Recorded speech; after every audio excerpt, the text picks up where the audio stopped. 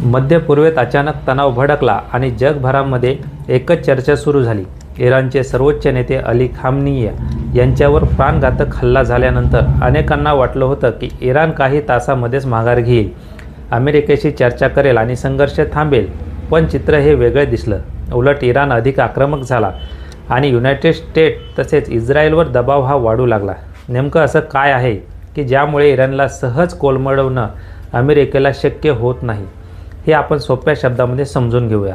मध्य पूर्वेमध्ये अमेरिकेची अनेक लष्करी ठिकाणं आहेत. त्यामध्ये Qatar, Bahrain, Kuwait, UAE, Jordan आणि सौदी अरेबिया या देशांमध्ये अमेरिकेची तळं आहेत. तणाव वाढल्यानंतर या तळांवर संभाव्य हल्ल्याच्या बातम्या समोर आल्या. काही क्षेपणास्त्रांनी इस्रायलमधील टेलपर्यंत पोहोचल्याचं सांगितलं गेलं. सौदी अरेबियाची राजधानी रियाद, कतारची दोहा आणि UAEची दुबई व अबुधाबी या शहरांवरही तणावाचं सावट निर्माण झालं. अमेरिकेची विमानवाहू नौका USS अब्राहम लिंकन हिच्यावरही धोका असल्याच्या चर्चा ह्या रंगल्या. या घडामोडींमुळे पूर्ण परिसर अस्थिर झाला. इराणला मजबूत बनवणारा पहिला घटक म्हणजे त्यांची लष्करी रचना. इस्लामिक रिव्होल्युशनरी गार्ड कॉर्प्स म्हणजेच IRGC ही केवळ एक फौज नाही तर स्वतंत्र सामरिक यंत्रणा आहे. तिच्याकडे स्वतःची भूदल, नौदल आणि हवाई क्षमता आहे.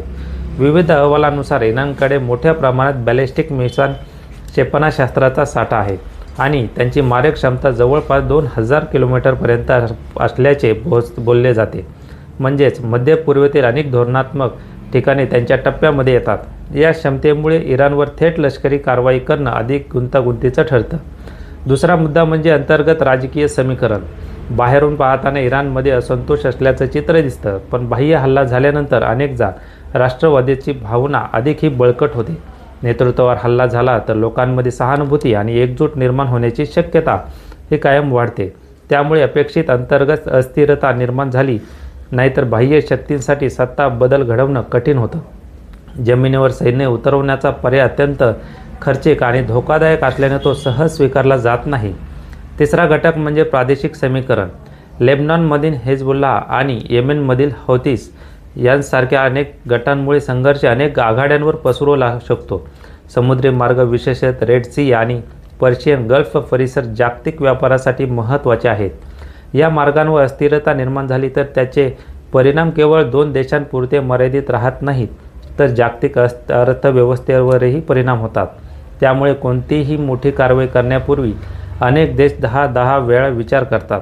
बऱ्याच जणांच्या मनात प्रश्न येतो की मग अमेरिका दुसऱ्या देशांप्रमाणे झटपट कारवाई का करू शकत नाही. म्हणजे उदाहरण म्हणून व्हेनेझुएलाचा उल्लेख केला जातो. प्रत्येक देशाचं भौगोलिक स्थान, प्रादेशिक प्रभाव, लष्करी क्षमता आणि आंतरराष्ट्रीय समीकरण हे वेगळं असतं. मध्य पूर्वेमध्ये सामरिक गुंतवणूक आणि ऊर्जा संसाधनाचं महत्त्व आणि विविध देशांचा सहभाग या सगळ्यांमुळे इराणविषयी परिस्थिती ही अधिक क्लिष्ट बनते. एकूणच पाहिलं तर ही केवळ 2 देशांमधली थेट लढाई नाही तर यामध्ये भूराजकारण, ऊर्जा राजकारण आणि धार्मिक प्रादेशिक समीकरणे गुंतागुंतीची आहेत. त्यामुळे कोणताही निष्कर्ष गाठताना सावधपणे विचार करणं आवश्यक आहे. पुढे काय घडेल हे सांगणं कठीण आहे, पण एवढं नक्की आहे की मध्य पूर्वेतील प्रत्येक हालचालीकडे संपूर्ण जगाचं आज लक्ष लागलेलं आहे.